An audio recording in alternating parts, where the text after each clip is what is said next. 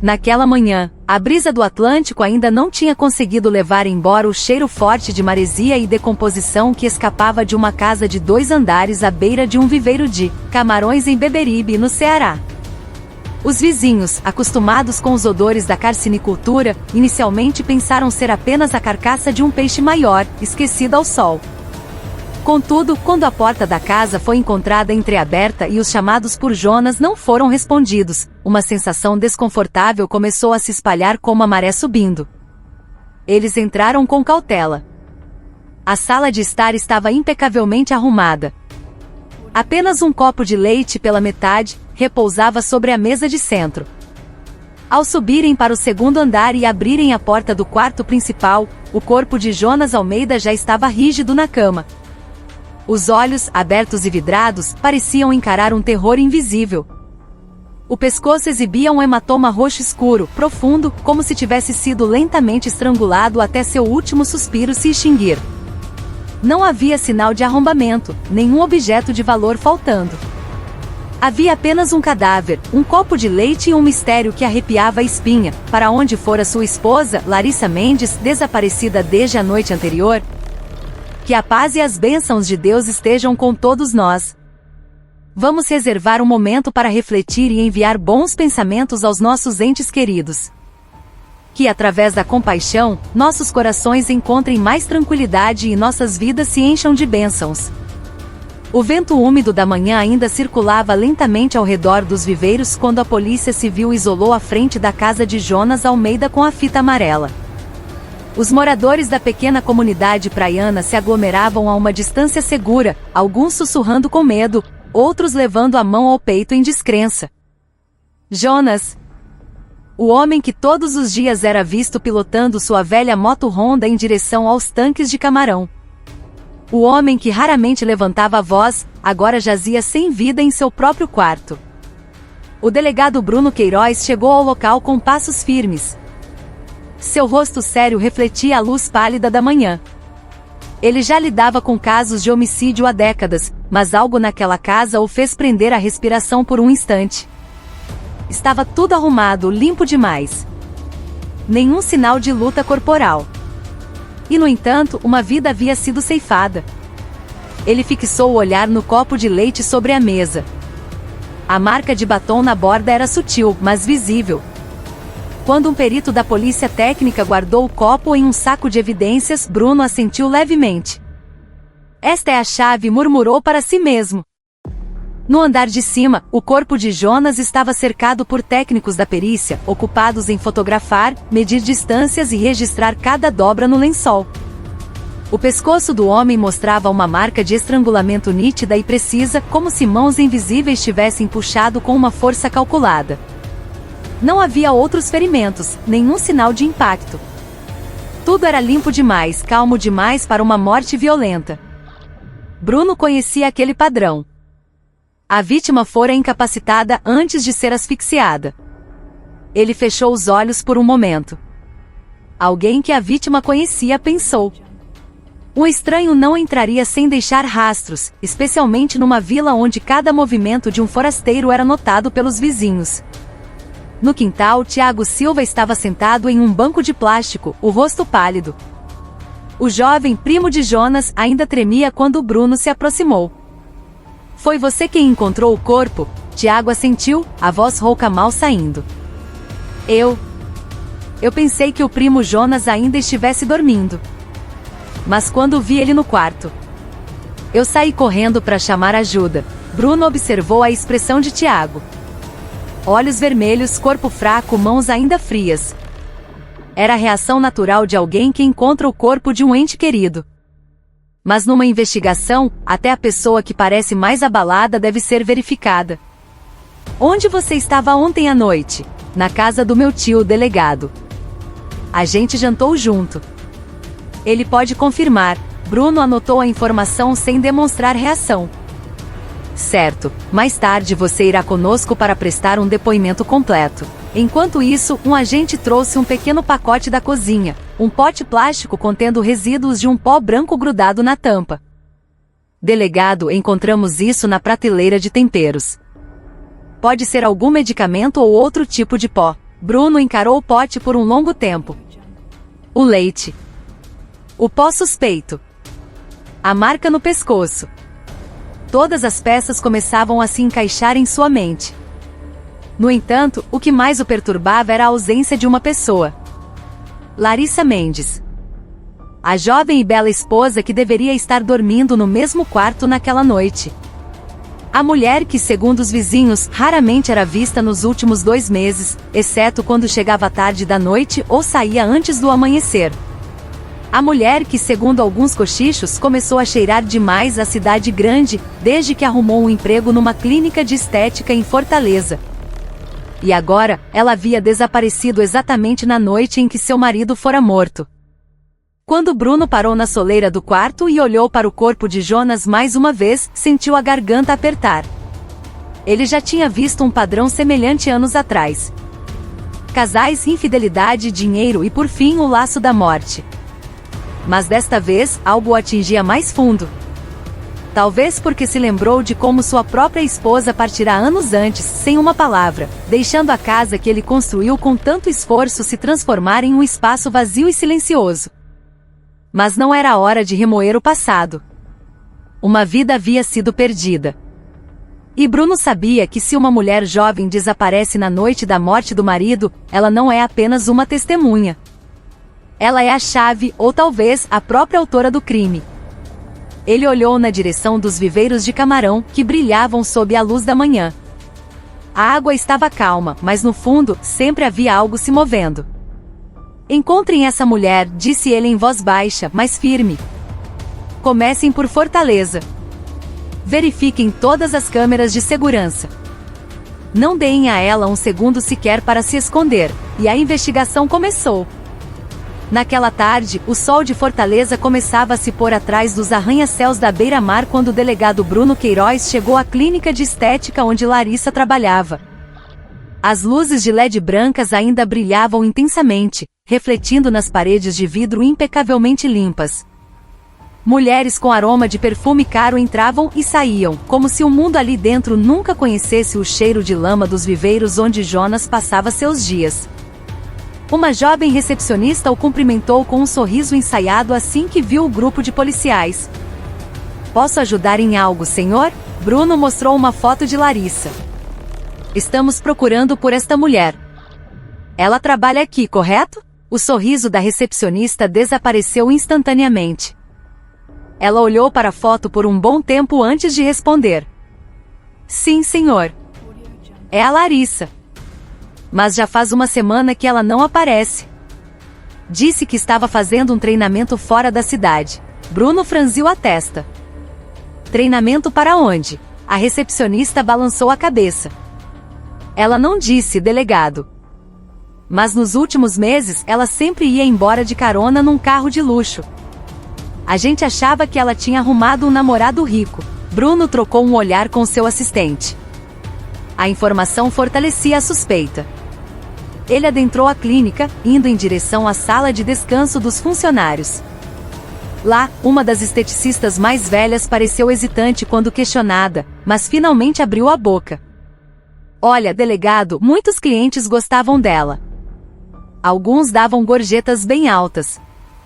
Mas nos últimos meses ela ficou muito próxima de um homem. Um ricaço.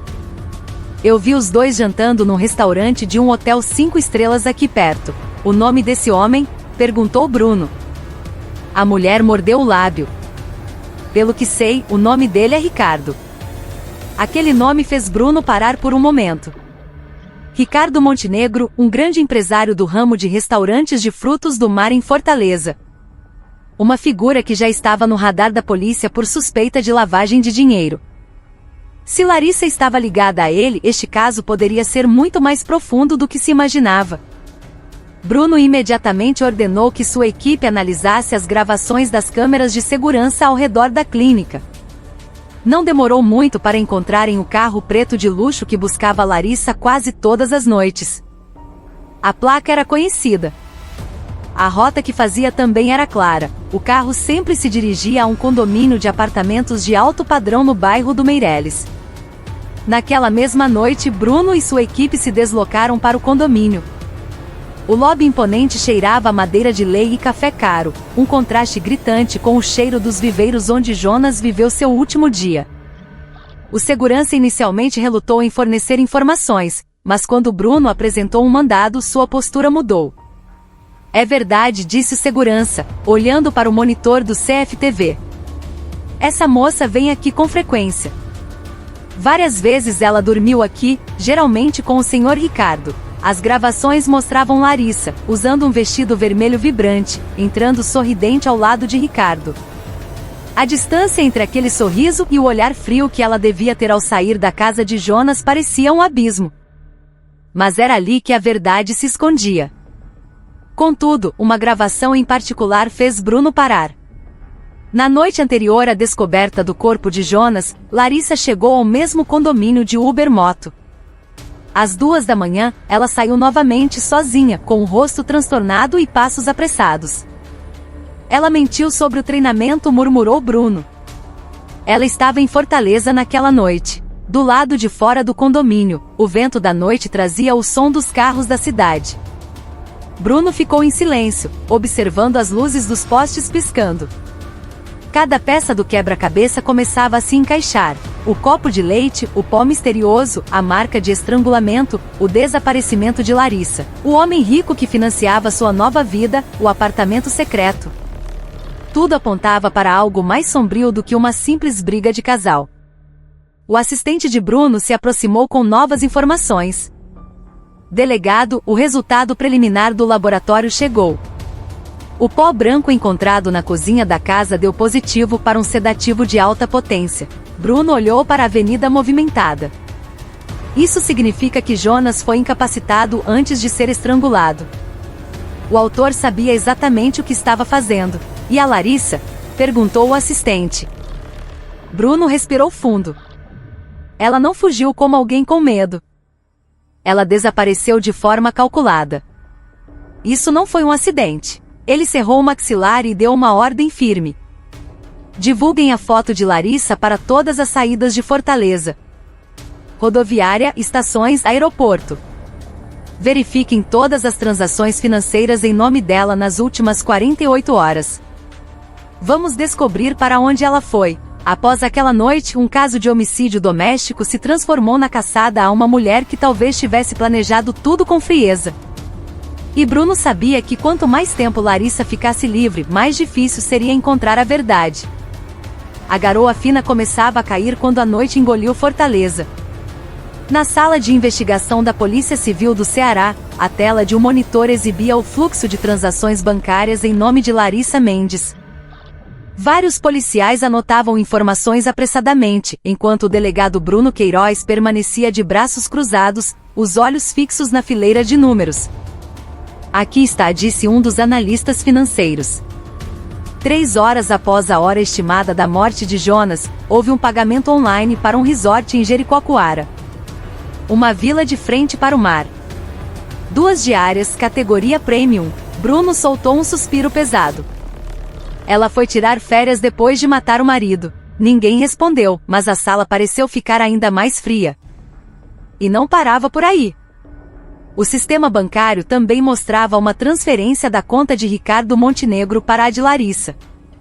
Uma quantia considerável, feita apenas algumas horas antes de Larissa desaparecer de Fortaleza. Era como se os dois estivessem planejando algo ou encobrindo algo. Contatem a delegacia de Jijoca de Jericoacoara, ordenou Bruno rapidamente. Bloqueiem as saídas do resort. É possível que Larissa ainda esteja lá. Enquanto isso, ao longo da costa de Jericoacoara, o vento do mar soprava selvagem, trazendo o cheiro de sal e o som das ondas quebrando. O resort onde Larissa estava hospedada erguia-se majestosamente à beira da praia. Vilas de madeira se alinhavam em perfeita ordem com luzes amareladas e suaves, criando uma atmosfera de tranquilidade enganosa. Em uma dessas vilas, Larissa Mendes estava sentada em um sofá, com as pernas cruzadas relaxadamente. Vestia uma camisola de seda fina. Seus cabelos ainda estavam úmidos do banho. Sobre a mesa de vidro, uma garrafa de vinho branco estava aberta pela metade. Um homem jovem bem mais novo que ela, ria baixo enquanto escolhia uma música em seu celular. A vida assim é boa demais, né, Lari? Disse ele, tomando um gole da bebida. Se toda noite for em hotel de luxo assim, eu quero te acompanhar sempre. Larissa não respondeu. Seus olhos estavam fixos na varanda aberta, onde as luzes da praia piscavam como espiões na escuridão. Ela tentou sorrir, mas seu olhar era vazio. Ela sabia que estava fugindo. Sabia que mais cedo ou mais tarde, alguém bateria à sua porta. Seu celular vibrou. Larissa olhou para a tela, número desconhecido. Ela deixou tocar, mas seu peito batia forte e rápido. De volta à fortaleza, Bruno e alguns membros de sua equipe já estavam a caminho de Jericoacoara. As sirenes estavam desligadas, mas o carro avançava rapidamente pela estrada noturna. Dentro do veículo, Bruno observava a escuridão através da janela. Por que uma esposa seria capaz de fazer isso? Murmurou ele sem perceber. Seu assistente ao lado disse em voz baixa, talvez por dinheiro, delegado. Bruno balançou a cabeça lentamente. Dinheiro compra conforto. Mas para matar alguém que dorme ao seu lado todas as noites, não é só uma questão de dinheiro. É algo que já apodreceu por dentro. Ele fechou os olhos. As sombras de seu passado surgiram, a esposa que o deixou com a desculpa de querer uma vida melhor. Havia uma ferida antiga querendo se abrir, mas Bruno a reprimiu. Não era hora para sentimentos pessoais. Ao chegarem em Jericoacoara, encontrarão-se imediatamente com o gerente do resort, que estava pálido desde que a polícia o contatou. Sim, delegado. A hóspede com o nome de Fernanda Lima fez o check-in ontem, mas os dados da identidade pareciam falsos. Bruno pediu a localização da vila.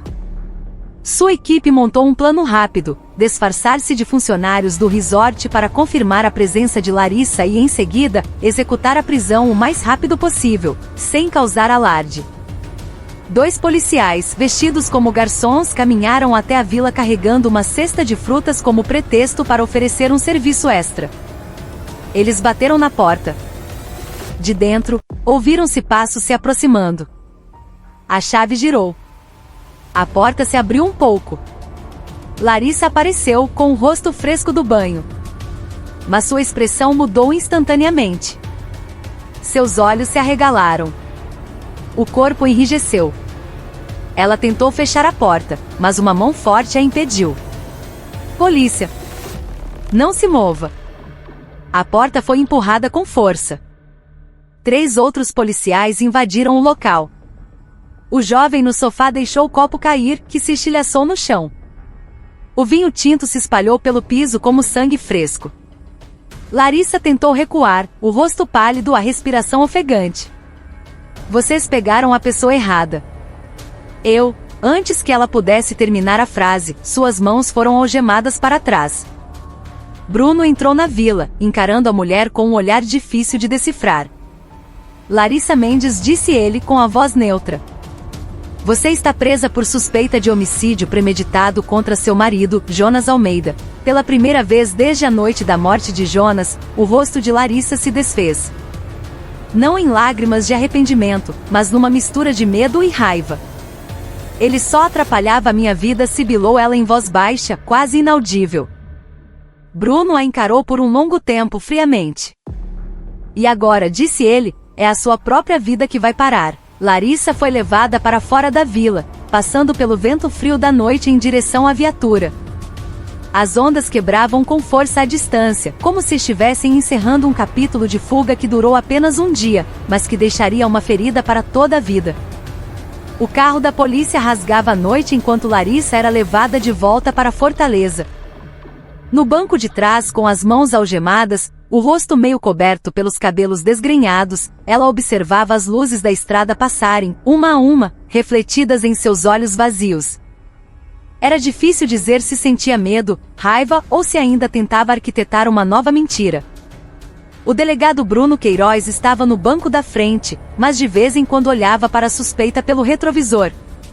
Não para intimidá-la, mas para ler sua linguagem corporal, como fazia com todos os assassinos que já prendeu. Havia algo diferente em Larissa, no entanto. Não era pânico extremo nem resignação. Era como se ela ainda acreditasse que a vida com que sonhava poderia ser salva. Ao chegarem à sede da Polícia Civil, Larissa foi levada diretamente para a sala de interrogatório. Uma sala simples, mesa de aço, 2 cadeiras, uma câmera de vigilância no canto. Quando suas algemas foram retiradas e ela se sentou, Larissa começou a morder os lábios, encarando o chão. A porta se abriu. Bruno entrou com uma pasta grossa cheia de provas. Ele se sentou exatamente à sua frente.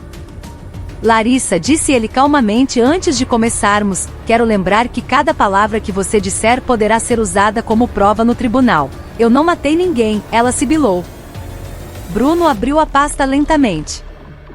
Certo, vamos ver. Ele retirou as fotos, o copo de leite com o resíduo do líquido branco, o pote com o pó fino da cozinha, as gravações do CFTV da clínica, as imagens de Larissa entrando no apartamento de Ricardo, as fotos das transferências de dinheiro e, por fim, o laudo toxicológico.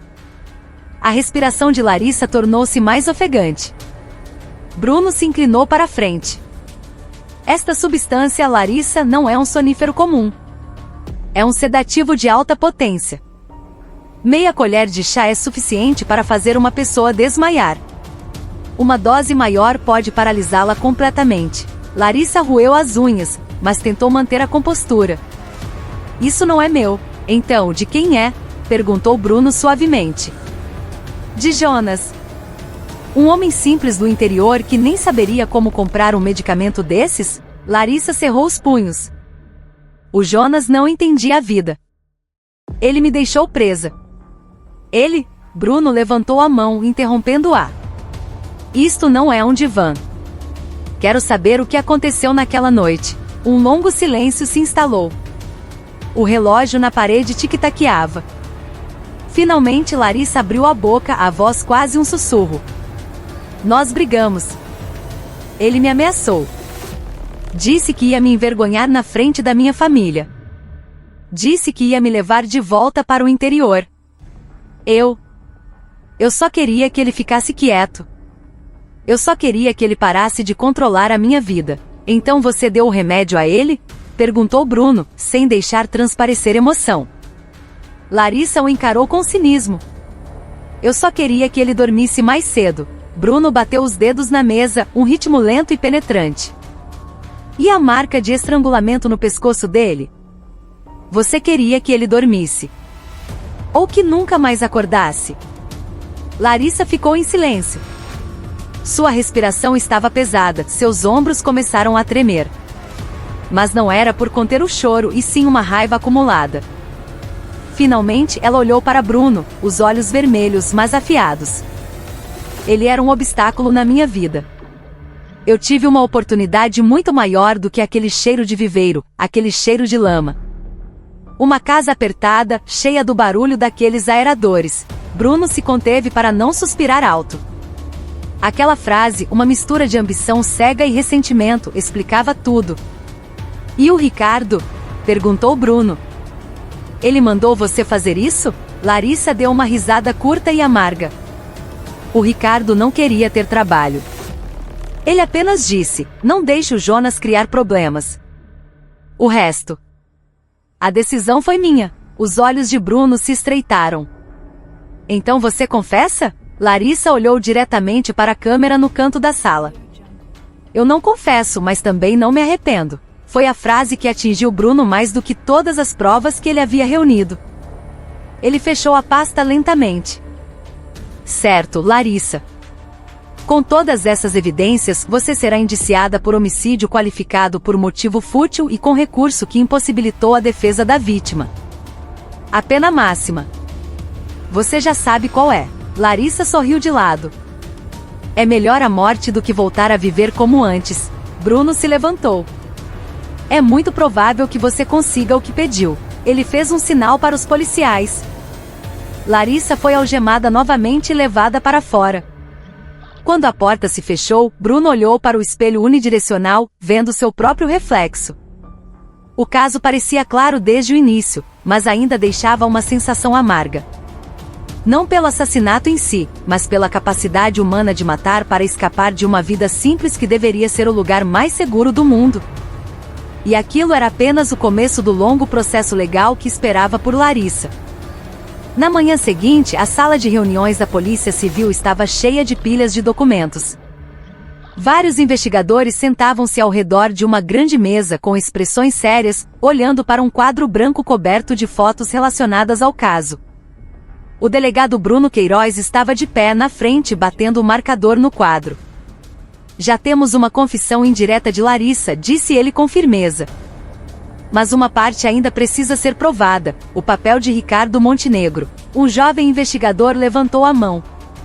Delegado, as transferências financeiras mostram claramente a ligação. Mas ele ordenou o assassinato? Bruno balançou a cabeça.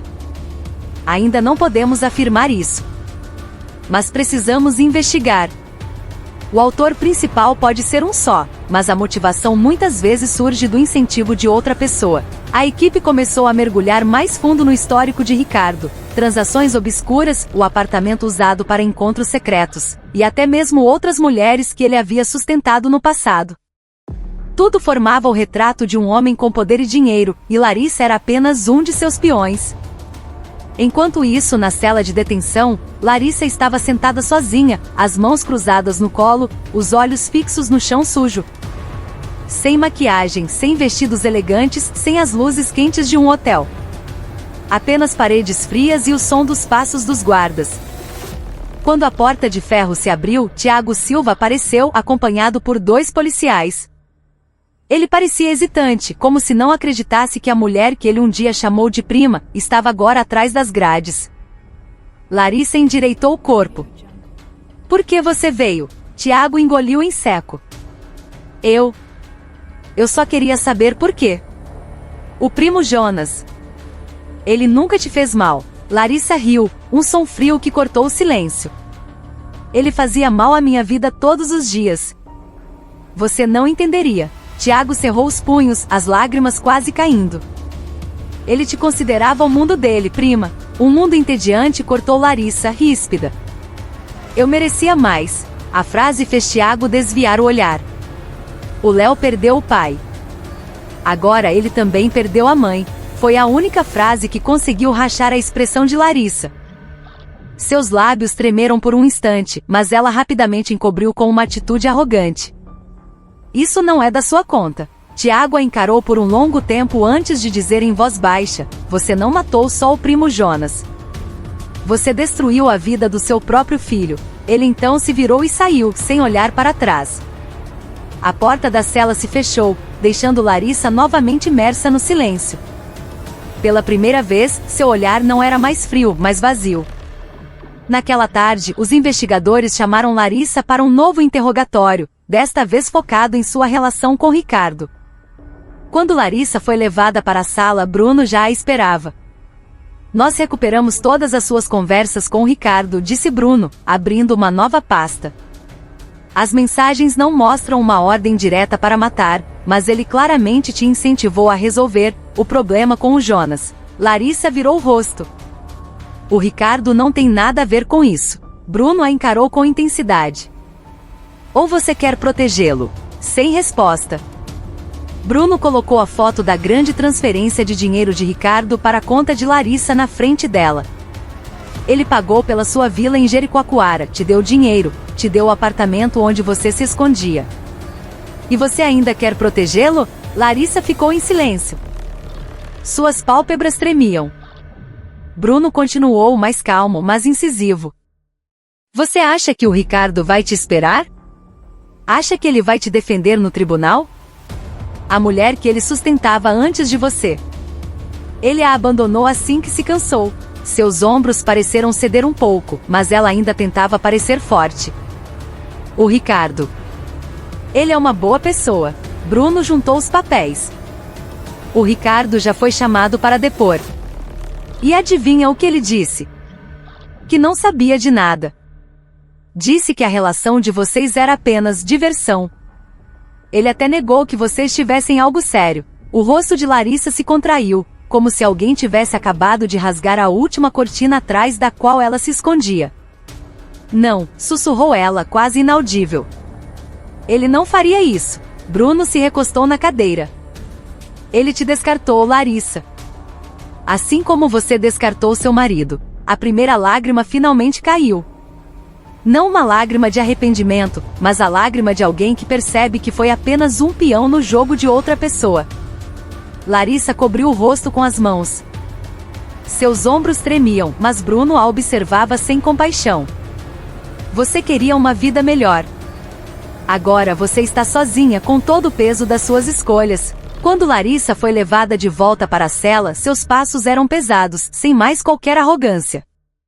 O mundo glamouroso que ela perseguiu se desfez como espuma do mar. E o que restou foi apenas o som de uma porta de ferro se fechando, trancando um futuro cada vez mais sombrio. Alguns dias após o último interrogatório, a atmosfera na sede da Polícia Civil estava cada vez mais intensa. O caso do assassinato de Jonas Almeida havia se tornado público. A mídia começou a publicar artigos, a exibir trechos de vídeos e a questionar o andamento da investigação. Em meio a toda essa pressão, o delegado Bruno Queiroz permanecia calmo. Para ele, o mais importante era garantir que o inquérito estivesse completo e robusto antes de ser encaminhado ao Ministério Público. Em sua sala, Bruno revisava a cronologia dos fatos. Uma a uma, as provas eram organizadas como peças de um quebra-cabeça: as gravações de CFTV, as transferências de fundos, os laudos periciais, os depoimentos das testemunhas e a confissão velada de Larissa. Tudo levava à mesma conclusão: este assassinato foi planejado, não espontâneo. A porta foi batida. Seu assistente entrou na sala com o rosto tenso. Delegado, Ricardo Montenegro está aqui para o depoimento. Bruno fechou a pasta. Ótimo.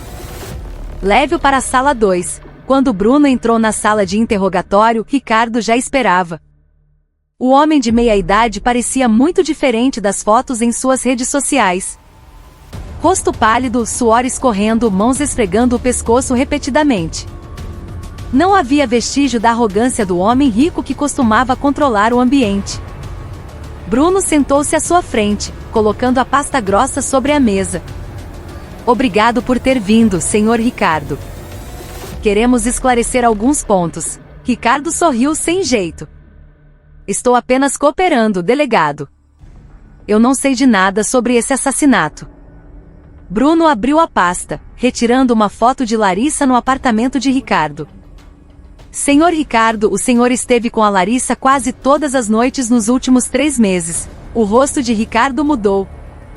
Sim, mas era um relacionamento casual.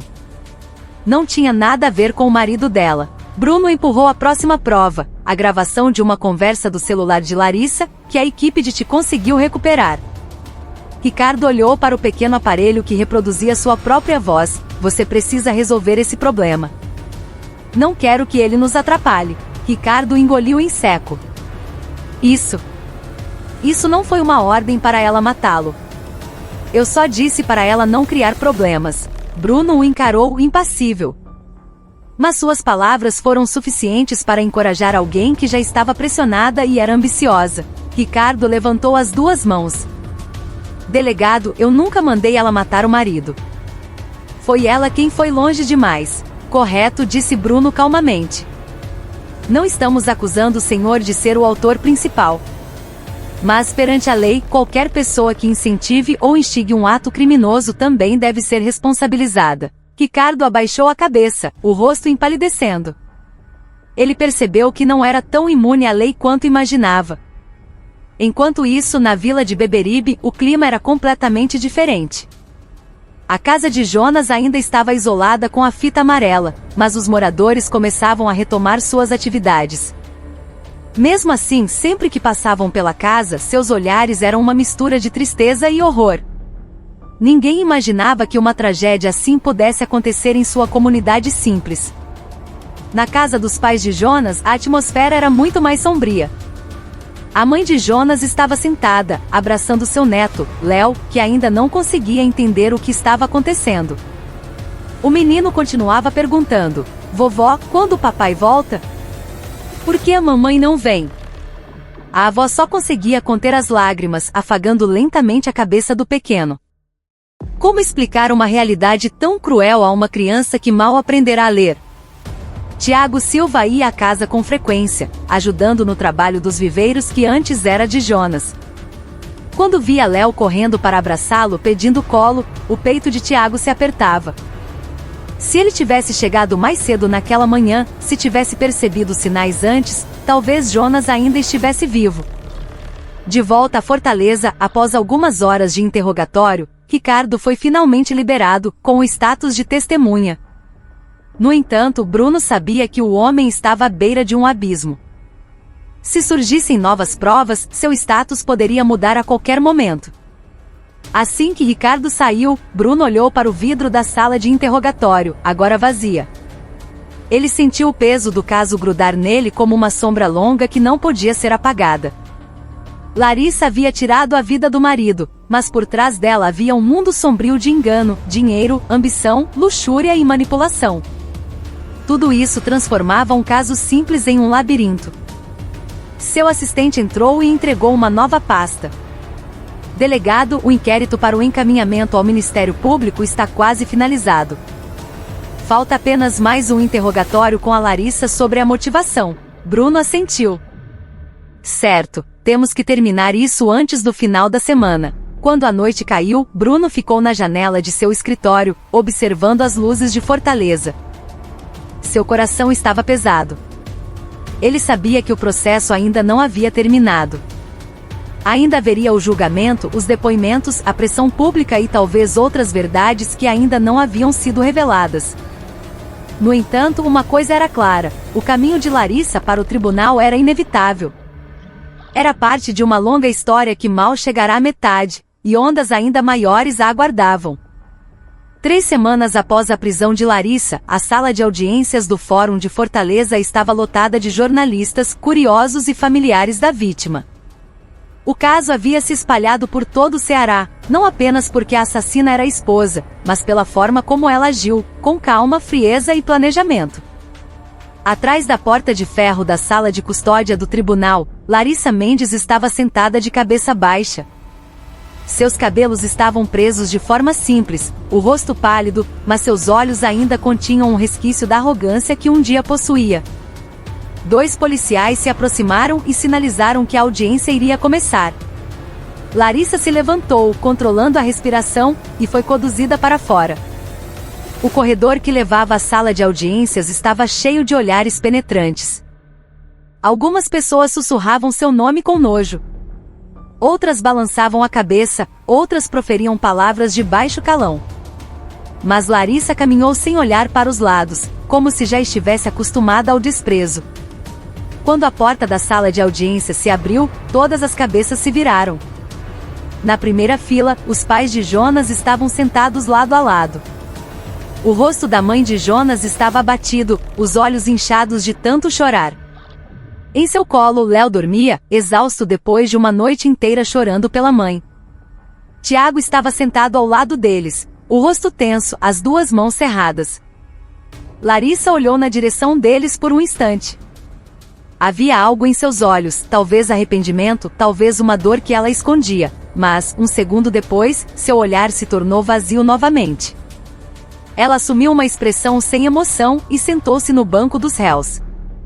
Quando o juiz entrou e o martelo bateu, a atmosfera ficou tão tensa que quase ninguém ousava respirar alto. O promotor de justiça se levantou, segurando uma pasta vermelha com o processo. Meritíssimo, este é um caso de homicídio qualificado. A ré, Larissa Mendes, preparou uma alta dose de sedativo, misturou-a na bebida da vítima e, em seguida, estrangulou a vítima até a morte.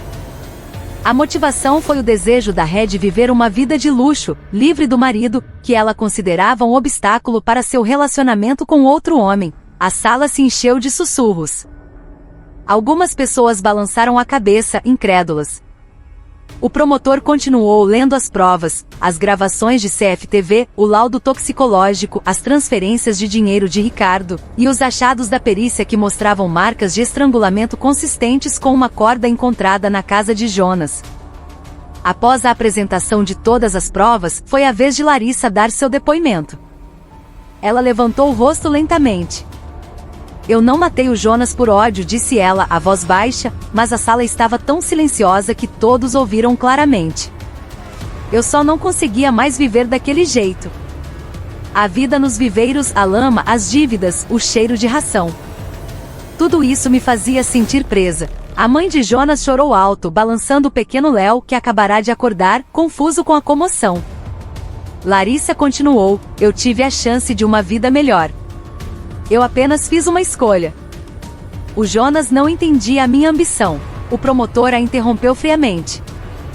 Ambição não é desculpa para tirar a vida de alguém, senhora Larissa. O juiz chamou a primeira testemunha. Tiago foi o primeiro. O jovem se levantou, a voz trêmula. O primo Jonas sempre amou a família dele, disse ele. Ele trabalhava do nascer ao pôr do sol só para ver a esposa feliz. Quando soube que a Larissa queria trabalhar, ele apoiou. Mas ela mudou, meritíssimo. Começou a chegar tarde, a se afastar da família. Eu vi o primo Jonas arrasado, mas ele continuou paciente. Quando Tiago se virou para Larissa, sua voz falhou. Por que, prima? Por que você fez isso? Larissa não respondeu. Apenas desviou o rosto. A próxima testemunha foi uma funcionária da clínica de estética. Ela descreveu como Larissa mudou desde que conheceu Ricardo, seu estilo de vida, o dinheiro que recebia e seu comportamento que se tornará arrogante. Depois, o juiz convidou o delegado Bruno Queiroz para depor. Bruno explicou metodicamente como as provas foram coletadas e como a investigação concluiu que o assassinato não foi um acidente nem espontâneo, mas um ato calculado com frieza. Quando ele terminou, a sala ficou em silêncio. Não havia argumento lógico que Larissa pudesse apresentar. O juiz olhou para Larissa por um longo tempo. A ré deseja fazer uma declaração final antes que a sessão seja encerrada para a deliberação? Larissa respirou fundo e se levantou. Eu só quero dizer que não me arrependo de ter escolhido a vida que eu queria. Eu só me arrependo de não ter ido embora mais cedo. A sala explodiu em vozes de raiva e gritos. O juiz bateu o martelo com força, repetidamente. Na primeira fila, a mãe de Jonas desmaiou. Enquanto isso, Léo chorava, chamando pelo pai. A sessão foi suspensa. No banco dos réus, Larissa sentou-se novamente, o rosto impassível. Mas seus dedos tremiam. Pela primeira vez, ela percebeu que não importava o que dissesse, não importava o que defendesse, ela não tinha mais controle sobre sua própria vida. E pela primeira vez também a sombra da prisão perpétua, ou até de uma pena mais severa, parecia aguardá-la logo à frente. 3 dias após a suspensão da audiência, a sala do tribunal estava novamente lotada. Jornalistas ocupavam o lado esquerdo, enquanto o público curioso se espremia nos bancos de madeira. O cheiro de café da lanchonete em frente ao fórum se misturava à tensão que pairava no ar. Hoje, o juiz lera a sentença. Quando a porta lateral se abriu, 2 policiais escoltaram Larissa Mendes para dentro. Seus passos estavam mais pesados do que antes. O rosto pálido, os olhos fundos por noites mal dormidas. Mas ela ainda tentava manter a compostura, o queixo levemente erguido, embora seus dedos se apertassem uns aos outros, tentando conter o tremor. Na primeira fila, a família de Jonas já esperava. A mãe de Jonas sentava-se com os olhos vermelhos e inchados. Seu pai olhava para frente sem dizer uma palavra. Léo, agora no colo da avó, olhava para Larissa sem entender o que estava acontecendo. O menino só sabia de uma coisa: sua mãe não o abraçava há muito tempo. Quando o juiz entrou e o martelo bateu, a sala ficou em silêncio absoluto. A sessão do processo de homicídio qualificado, tendo como ré Larissa Mendes, está reaberta. O promotor se levantou primeiro, lendo a acusação final. Sua voz era alta, mas formal.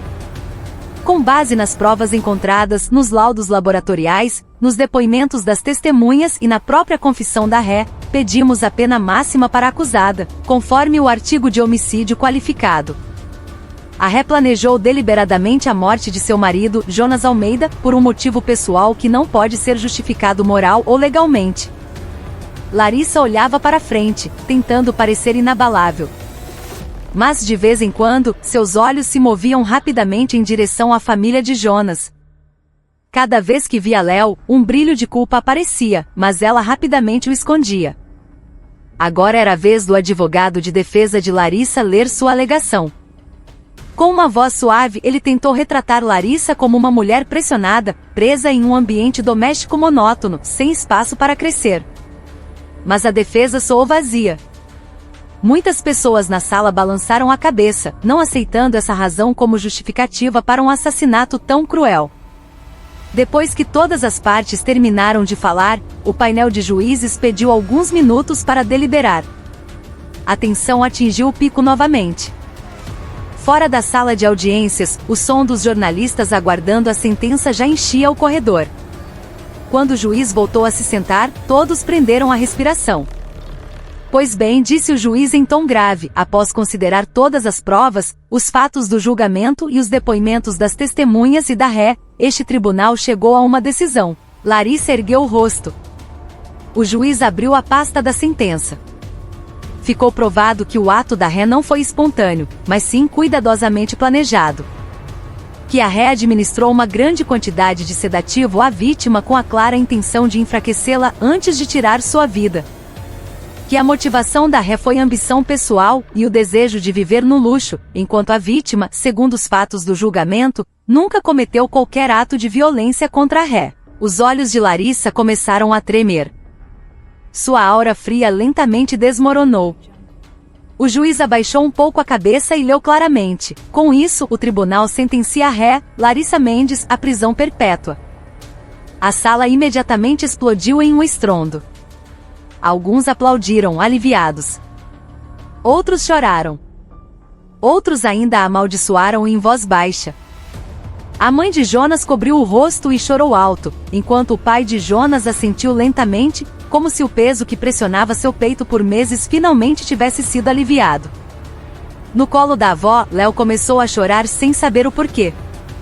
Seu choro cortou o coração de todos que o ouviram. Larissa, por sua vez, congelou. Não gritou, não chorou, apenas ficou imóvel. Sua boca estava ligeiramente aberta, a respiração curta. Ela poderia ter se preparado para uma sentença pesada, mas ouvir essas palavras diretamente ainda a atingiu como um martelo de ferro. 2 policiais se aproximaram para algemá-la novamente. Quando ela se levantou, seus joelhos pareceram tremer. Ao passar pela família de Jonas, seus olhos encontraram os pequenos olhos de Léo. O menino chamou baixinho: "Mamãe, não vai embora de novo." Os passos de Larissa pararam por uma fração de segundo. Apenas uma fração. Ela fechou os olhos, engoliu em seco e continuou andando sem olhar para trás. A porta da sala de audiência se fechou atrás dela. Naquele dia, não foi apenas uma sentença que foi lida, mas também o fim dos sonhos vazios de uma mulher que queimou a própria vida por ambição, deixando para trás um filho sem pai e agora sem mãe. Desde que a sentença foi proferida, a vida na vila de Beberibe mudou lentamente. Embora a fita da polícia já tivesse sido removida da casa de Jonas, nenhum morador ousava tocar no portão. A casa de 2 andares, de um amarelo pálido, agora estava silenciosa. Suas janelas, fechadas, pareciam olhar vazias para os viveiros que um dia foram a fonte de sustento daquela pequena família. Pela manhã, Tiago Santoso ia ajudar o pai de Jonas a cuidar dos viveiros. O som rítmico dos aeradores se tornou um lembrete de que a vida precisava continuar. Embora alguém tivesse sido perdido de forma trágica, a água dos tanques refletia a luz do sol, calma na superfície, mas guardando uma forte correnteza no fundo, exatamente como a ferida guardada no coração da família de Jonas. Numa tarde, depois que o trabalho terminou, Tiago sentou-se na varanda da casa da família.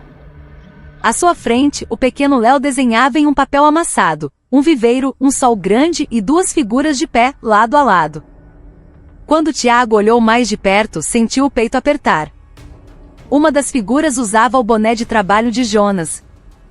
"Léo, quem você desenhou aí?" perguntou Tiago com uma voz suave.